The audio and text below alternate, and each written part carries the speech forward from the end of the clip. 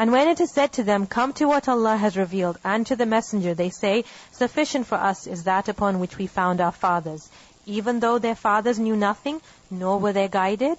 When they're told to come to what makes sense, to what has evidence, to what is from the Creator, they would rather follow their fathers. And Allah questions, their fathers did not have knowledge, so why would they follow them? O you who have believed, upon you is responsibility for yourselves. Those who have gone astray will not harm you when you have been guided.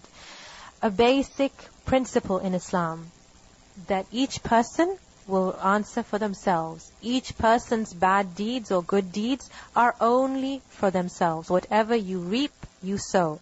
So no one else doing wrong is going to harm you. If you say that so-and-so did wrong, and if you're stopped from a wrong and you say, but somebody else is doing this wrong too, so what's the big deal if I do it? Are you answerable for the other person? You are not. Each one is only answerable for themselves. You are only responsible for yourself, so do not put the blame of your actions upon others. Do not follow others into harm. To Allah is your return altogether. Then He will inform you of what you used to do.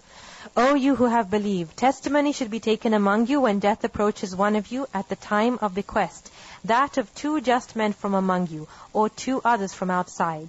So at the time of death, testimony is taken from a person. If they're Muslim, then 2 just men are to witness to the fact that the dying person has made a bequest.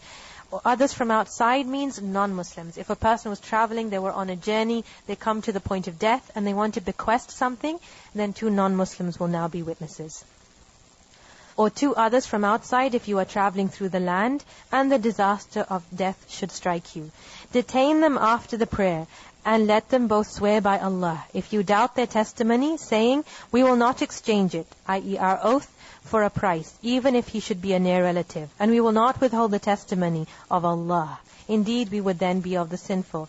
But if it is found that those 2 were guilty of sin, let 2 others stand in their place, who are foremost in claim from those who have a lawful right. And let them swear by Allah, our testimony is truer than their testimony, and we have not transgressed. Indeed, we would then be of the wrongdoers. That is more likely that they will give testimony according to its true objective, or at least they would fear that other oaths might be taken after their oaths. وَاتَّقُوا اللَّهَ وَاسْمَعُوا. And fear Allah and listen.